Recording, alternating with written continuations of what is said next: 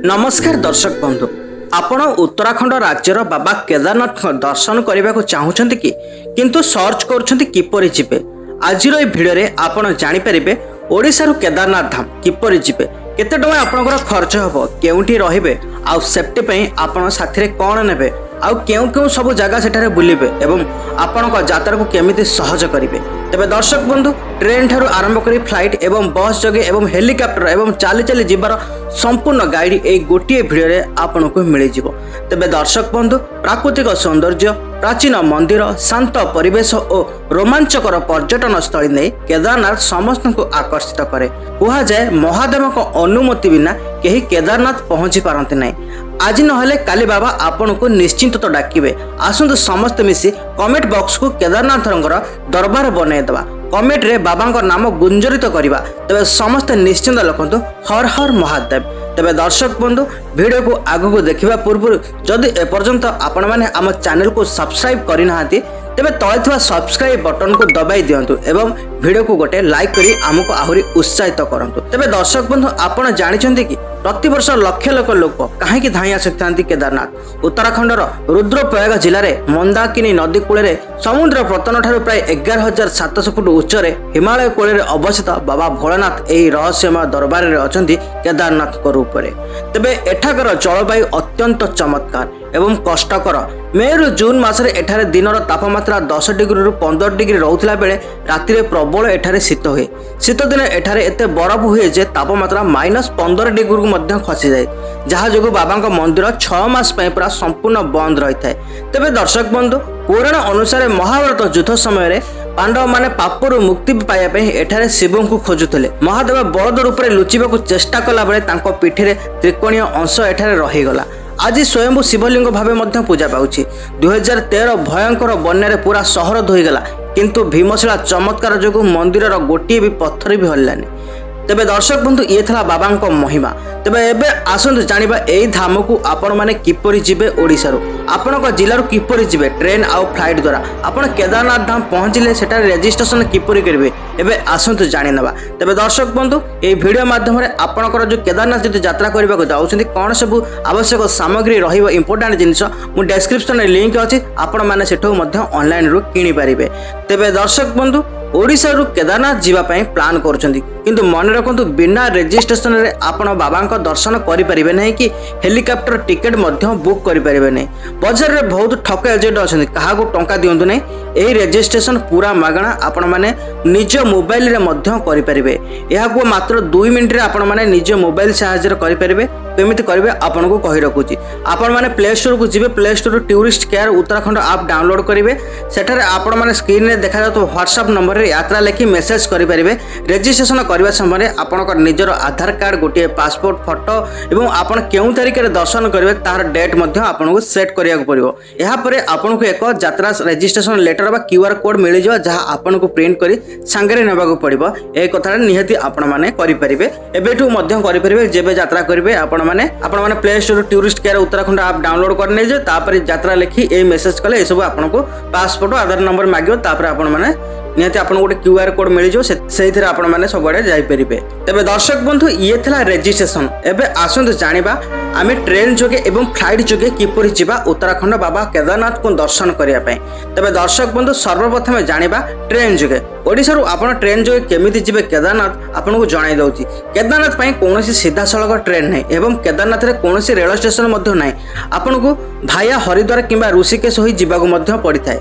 तबे स्टेप 1 रे आपण को कहि दउची कोन करिवे। ओडिसा रु भुवनेश्वर, कटक किंबा पुरी रु आपण को सबुठार भल ट्रेन मिल जिवो कलिंग उत्कल एक्सप्रेस। ए ट्रेन टी आपण को सीधा हरिद्वार किंबा जोगनगरी ऋषिकेश रे पहुंचाई दबो। ओडिसा रु हरिद्वार पहुंचा पय प्राय आपण को 36 रु 40 घंटा समय लागि थाए। तेणु यात्रा पूर्व निजर टिकट कन्फर्म करनियंतु। स्टेप 2 टू आपण को कहि दउची हरिद्वार किंबा ऋषिकेश पहुंचा पर सेठारु आपण को केदारनाथ शेष रोड पॉइंट सोनप्रयाग पय सरकारी बस किंबा टैक्सी किंबा बोलर सहजरे मिल जिवो। हरिद्वार रु सोनप्रयाग दूरता पाए 235 किलोमीटर। पहाड़िया रास्ता होइतारु एही यात्रा पाए 8 रु 10 घंटा समय लागताए। मन रखंतु सकाळु जल्दी बाहरले आपण सेही दिन संध्या सुधा आपण माने सोनप्रयाग रे पहुंची जिवे। स्टेप 3 रे आपण माने कोन करिवे ना, सोनप्रयाग रे पहुंची राति रे सेठारे रुहंतु। परदिन सकाळु सोनप्रयागरु स्थानीय टैक्सी गाड़ी साहाय्य मात्र 5 किलोमीटर गौरीकुंड को जातु। यही गौरीकुंड ही बाबा केदारनाथ मंदिर 16 रु 18 किलोमीटर आपण मैंने पदयात्रा कर जापरेंगे, घोड़ा साहाय्य जापरेंगे, हेलिकॉप्टर साहाय्य जापरेंगे, ना डोली साहाय्य आपण मैंने मंदिर पर्यंत जापरेंगे। तेज दर्शक बंधु एवं आसतु जाणीना ओडिशा केदारनाथ ट्रेन रे गले जनक गाड़ी भड़ा केते टଙ୍କା पड़िबो, सोनप्रयाग पर्यंत केते टଙ୍କା आपनकर खर्च हबो कहि रखुछि। दर्शक बंधु Odisha Haridwar Kalinga Utkal express sleeper class रे जदि आपण माने जाउछन्ती जनक 800 टଙ୍କା भड़ा लागिଥାଏ। थर्ड एसी रे आपण माने जाउथले आपनको 2100 रु 2200 टଙ୍କା मध्य पड़िଥାଏ एवं अपेक्षाकृत भाबे एही यात्रा पई आपनको जिबा और आसीबा ट्रेन खर्च प्राय आपनको 1600 रु 4000 टଙ୍କା भितर रहिबो। तापर होछि हरिद्वार किबा ऋषिकेश रु सोनप्रयाग जिबा पई गाड़ी भड़ा आपनको जनक पिछा 500 रु 700 टଙ୍କା मध्य पड़िଥାଏ। जदि आपण माने बस रे जाउछन्ती, जदि आपण माने प्राइवेट बोलेरो रे जाउछन्ती आपनको 800 रु 1000 टଙ୍କା मध्य पड़िଥାଏ। आ जदि आपण माने पूरा गाड़ी बुक करी 5 रु 6 जन लोक जाउछन्ती तबे 5000 रु 6000 टଙ୍କା लेखा पड़िଥାଏ। तबे दर्शक बंधु तापर होछि सोनप्रयाग रु गौरीकुंड मात्र 5 किलोमीटर रास्ता, जोंटी प्राइवेट गाड़ी मना सेठार मध्य स्थानीय टैक्सी किंबा चली चली आपण माने जाई परिबे। जदि टैक्सी रे जिबे आपनको 50 टଙ୍କା लेखा पड़िबो। तापर कहि दो जेतले आपण माने गौरीकुंड रु आपण माने जिबे घोड़ा किंबा डोली रे जिबे ता कथा मध्य जानि कहि रखुछि। जदि आपण चाली की जिबे तबे आपनको किछि पैसा खर्च करबा पड़िबने। जदि आपण चाली परिबे नै सेई गौरीकुंड आपनको 16 रु 18 किलोमीटर हबो।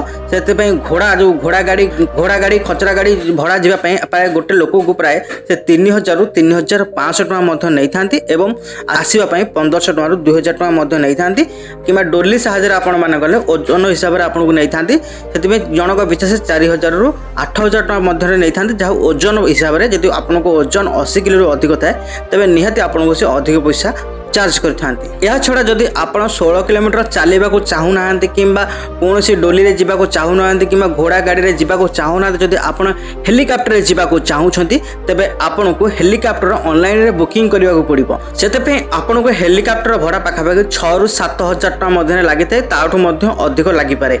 तबे दर्शक बंधु ये थला आपण माने ट्रेन जोगे किपरि बाबा केदारनाथ को दर्शन करि परिबे जायकि आगु मध्य जानिबा केदारनाथ दर्शन करि सारला परे आपण आउ केउ सब पर्यटन स्थली देखिए एवं किपर से दर्शन करेंगे। ये समस्त तथ्य वीडियो माध्यम दर्शक बंधु समस्त तथ्य जापर वीडियो को दयाक शेष पर्यटन देखूँ।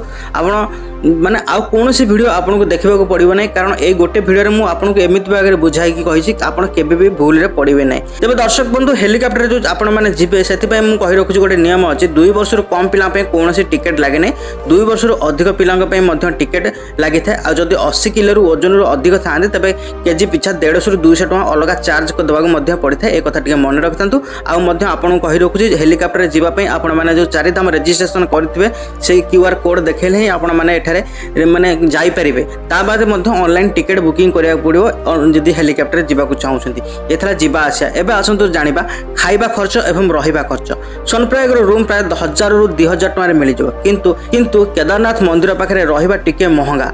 सेठारे GMVN टेंट किंबा डॉर्मिटरी बेड जन को 500 रु 1000 टଙ୍କା मिलता है एवं प्राइवेट रूम आपन को 2500 रु 5000 टଙ୍କା मिलता है। खाइबा थाली प्रति जन को 150 रु 300 टଙ୍କା पड़ी था। सेठारे संपूर्ण खर्च देखा गले साधारण भाव देखा गले आपड़ जदि ओडिशा ट्रेन जोगे जाऊँ चाली चाली ट्रेकिंग कर तेज 7 रु 8 दिन यात्रा जनक मोट 10,000 रु 12,000 टଙ୍କା खर्च होता है। जदि आप घोड़ा गाड़ी किंबा हेलिकॉप्टर नौछंती तेज आपण बजेट 18,000 रु 20,000 जाइपे। तेज दर्शक बंधु ये थिला आपनकर केदारनाथ यात्रा संपूर्ण गाइड ट्रेन जोगे। एबे आसंतु फ्लाइट जोगे किपर जिबे केते खर्च हो शॉर्टकट रे जानि दबा। तबे दर्शक बंधु आपण माने कोन करिवे ना ओडिसा रो बिजू पट्टनायक इंटरनेशनल एयरपोर्ट रो आपण उत्तराखंड रो डेहराडून रे थिबा जालीग्रांट एयरपोर्ट रे कनेक्टिंग फ्लाइट मिलि जिवो। डेहराडून होची केदारनाथ रो सबुठार निकटतम विमान बंदर। जदि आपण यात्रा रो 1 रु 2 मास पूर्व टिकट बुक करते तबे भुवनेश्वर डेहराडून जिबा आसीबा बड़ा आपण को 8 रु 12,000 टଙ୍କା मध्य पड़ी जिवो। तबे सीजन समय यह टिकेट टिके अधिक थाई पारे। डेहराडून एयरपोर्ट रे पहुंचा पर सेटा आपको सोनप्रयाग जावाक पड़ो। एठार आपण पाखे 2टी रास्ता अच्छे। आप एयरपोर्ट रू सीधा सड़क गोटे प्राइवेट टैक्सी बुक कर सोनप्रयाग जापरेंगे। एथपाई गाड़ी भड़ा आपको 5,000 रु 7,000 टଙ୍କା मध्य पड़ो। द्वितीय रास्ताटी हूँ डेहराडून एयरपोर्ट ऋषिकेश मात्र 20 किलोमीटर। आप प्रथम ଅଟୋ କିମ୍ବା ବସ୍ରେ 50 କିମ୍ବା 100 ଟଙ୍କା ଦେଇ ଆସନ୍ତୁ। ସେଠାରୁ ଆପଣମାନେ ସରକାରୀ ବସ୍ କିମ୍ବା ଟ୍ୟାକ୍ସି ଧରି ମାତ୍ର 600 ରୁ 800 ଟଙ୍କା ଦେଇ ସୋନପ୍ରୟାଗରେ ମଧ୍ୟ ପହଞ୍ଚି ଯାଆନ୍ତୁ। ଇଏ ଥିଲା ଷ୍ଟେପ୍ 2। ଷ୍ଟେପ୍ 3ରେ ଆପଣମାନେ ସୋନପ୍ରୟାଗରେ ପହଞ୍ଚିଲା ପରେ ବାକି ଯାତ୍ରା ସମାନ ରହିବ, ଯାହା ଆପଣଙ୍କୁ ଟ୍ରେନ୍ ଯୋଗେ କହିଥିଲି। ବାକି ଯାତ୍ରା ମଧ୍ୟ ସୋନପ୍ରୟାଗରୁ ପହଞ୍ଚିଲା ପରେ ସେୟା ହିଁ ହେବ। ତେବେ ଦର୍ଶକ ବନ୍ଧୁ, ଯେତେବେଳେ ଆପଣ 16 କିଲୋମିଟର କଷ୍ଟକର ପଦଯାତ୍ରା ସାରି କେଦାରନାଥ ଧାମରେ ପହଞ୍ଚିବେ, ସେତେବେଳେ ସେଠାକାର ପବିତ୍ର ପରିବେଶ ଆପଣଙ୍କର ସବୁ କ୍ଳାନ୍ତି ମଧ୍ୟ ଦୂର କରିଦେବ। କିନ୍ତୁ ମନ୍ଦିରରେ ବାବାଙ୍କର ଦର୍ଶନ ଆପଣ କେମିତି କରିବେ ଏବଂ ତାର ନିୟମ କ'ଣ ଅଛି, ଆସନ୍ତୁ ଜାଣିବା। ତେବେ ଦର୍ଶକ ବନ୍ଧୁ, କେଦାରନାଥର ଦର୍ଶନ ପାଇଁ ସକାଳୁ ହିଁ ବହୁତ ଲମ୍ବା ଲାଇନ୍ ଲାଗିଥାଏ। ସରକାରଙ୍କ ତରଫରୁ ଏଠାରେ ସ୍ଲଟ୍ ବା ଟୋକନ ସିଷ୍ଟମ ମଧ୍ୟ ଥାଏ, ଯାହା ଆପଣଙ୍କୁ ବେସ୍ କ୍ୟାମ୍ପ ପାଖରେ ମିଳିଯିବ। ମନ୍ଦିର ସକାଳ ପ୍ରାୟ 5ଟାରୁ ଖୋଲିଥାଏ ଏବଂ ଦ୍ୱିପହର 3ଟାରୁ 5ଟା ପର୍ଯ୍ୟନ୍ତ ଖୋଲିଥାଏ, ତାପରେ ମଧ୍ୟ ବନ୍ଦ ରହିଥାଏ। ଯଦି ଆପଣ ସକାଳ କିମ୍ବା ମଧ୍ୟାହ୍ନରେ ଦର୍ଶନ କରୁଛନ୍ତି, ତେବେ ଆପଣ ଦୂରରୁ ବାବାଙ୍କୁ ମଧ୍ୟ ପ୍ରଣାମ କରିପାରିବେ। କିନ୍ତୁ ଯଦି ଆପଣ ସ୍ପେଶାଲ ପୂଜା ଟିକେଟ୍ କରିଛନ୍ତି, ତେବେ ଭିତରକୁ ଯାଇ ବାବାଙ୍କୁ ସ୍ପର୍ଶ କରି ଜଳ ବା ଘିଅ ଲାଗି କରିବାରେ ଆପଣଙ୍କୁ ସୁଯୋଗ ମଧ୍ୟ ମିଳିଯିବ। ତେବେ ଦର୍ଶକ ବନ୍ଧୁ, କେଦାରନାଥ ଯାତ୍ରାର ସବୁଠାରୁ ଆକର୍ଷଣୀୟ ଭାଗ ହେଉଛି ବାବାଙ୍କର ସନ୍ଧ୍ୟା ଆରତି, ଯାହା ପ୍ରତିଦିନ ସଞ୍ଜ ପ୍ରାୟ 6ଟାରୁ 7ଟା ଭିତରେ ହୋଇଥାଏ। ମନ୍ଦିରର ବାହାରେ ହଜାର ହଜାର ଭକ୍ତଙ୍କ ସହ ମିଶି ଯେତେବେଳେ ଆପଣ ହର ହର ମହାଦେବ ଧ୍ୱନି ଦେବେ, ସେତେବେଳେ ଆପଣଙ୍କ ଲୁମ ମଧ୍ୟ ଟାଙ୍କୁରି ଉଠିବ। ଏହି ଦୃଶ୍ୟକୁ ଜମାରୁ ମଧ୍ୟ ମିସ୍ କରିବେ ନାହିଁ। ତେବେ ବାବାଙ୍କ ଦର୍ଶନ ସାରି ମନ୍ଦିର ପଛପଟକୁ ଗଲେ ଆପଣଙ୍କୁ ଦେଖିବାକୁ ପାଇବେ ଚମତ୍କାରୀ ଭୀମଶିଳା। 2013 ମସିହାରେ ଆସିଥିବା ଭୟଙ୍କର ବନ୍ୟା ସମୟରେ ଏହି ବିଶାଳ ପଥରଟି ପାହାଡ଼ରୁ ଖସି ଆସି ମନ୍ଦିରର ଠିକ୍ ପଛରେ ଅଟକିଥିଲା। ଏହି ବନ୍ୟା ଜଳକୁ 2 ଭାଗରେ କରି ମନ୍ଦିରକୁ ମଧ୍ୟ ସୁରକ୍ଷିତ ରଖିଥିଲା। ଏହାକୁ ମଧ୍ୟ ସମସ୍ତେ ପୂଜା କରନ୍ତି। ଦର୍ଶକ ବନ୍ଧୁ, କେଦାରନାଥ ମନ୍ଦିରରେ ଦର୍ଶନ ସାରିବା ପରେ ଯାତ୍ରା ଏତିକିରେ ଶେଷ ହୁଏ ନାହିଁ। କେଦାରନାଥ ଧାମ ଏବଂ ତାର ଆଖପାଖରେ ଏମିତି କିଛି ଆଶ୍ଚର୍ଯ୍ୟଜନକ ଏବଂ ପବିତ୍ର ସ୍ଥାନ ଅଛି, ଯାହା ଆପଣଙ୍କ ଯାତ୍ରାକୁ ସମ୍ପୂର୍ଣ୍ଣ ମଧ୍ୟ କରିଦେବ। ଆସନ୍ତୁ ଜାଣିବା ସେହି ସବୁ ସ୍ଥାନ ଗୁଡ଼ିକ ବିଷୟରେ। ପ୍ରଥମରେ ହେଉଛନ୍ତି ଭୈରବନାଥ ମନ୍ଦିର। ଭୈରବନାଥ ମନ୍ଦିର କେଦାରନାଥ ମନ୍ଦିରରୁ ମାତ୍ର 500 ମିଟର ଦୂର ଏକ ପାହାଡ଼ ଉପରେ ଅବସ୍ଥିତ ବାବା ଭୈରବନାଥ ମନ୍ଦିର। ବାବା ଭୈରବଙ୍କୁ କେଦାରନାଥଙ୍କ କ୍ଷେତ୍ରଫଳ ବା ରକ୍ଷକ କୁହାଯାଏ। ଶୀତଦିନ ଯେତେବେଳେ କେଦାରନାଥ ମନ୍ଦିରର ଦ୍ୱାର ବନ୍ଦ ରହେ, ସେତେବେଳେ ବାବା ଭୈରବ ହିଁ ଏହି ସମ୍ପୂର୍ଣ୍ଣ ମନ୍ଦିର ଓ ସ୍ଥାନର ରକ୍ଷା ମଧ୍ୟ କରନ୍ତି।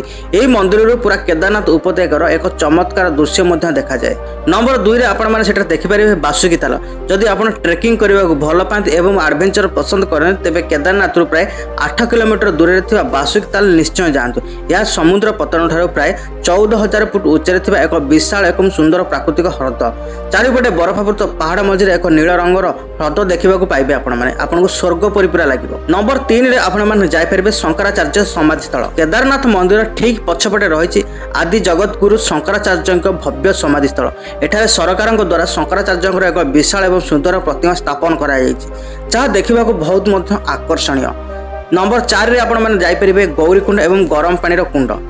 ଯେଉଁଠାରୁ ଆପଣ କେଦାରନାଥର ପଦଯାତ୍ରା ଆରମ୍ଭ କରେ, ସେହି ଗୌରୀକୁଣ୍ଡରେ ମାତା ପାର୍ବତୀଙ୍କର ଏକ ପ୍ରାଚୀନ ମନ୍ଦିର ରହିଛି। ଏହା ସହିତ ଏଠାରେ ଏକ ପ୍ରାକୃତିକ ଗରମ ପାଣିର କୁଣ୍ଡ ଅଛି। ମାନ୍ୟତା ଅଛି ଯେ ଏହି କୁଣ୍ଡରେ ସ୍ନାନ କରି ବାବାଙ୍କ ଦର୍ଶନ ପାଇଁ ଗଲେ ସବୁ ପାପ ମଧ୍ୟ ଧୋଇଯାଏ।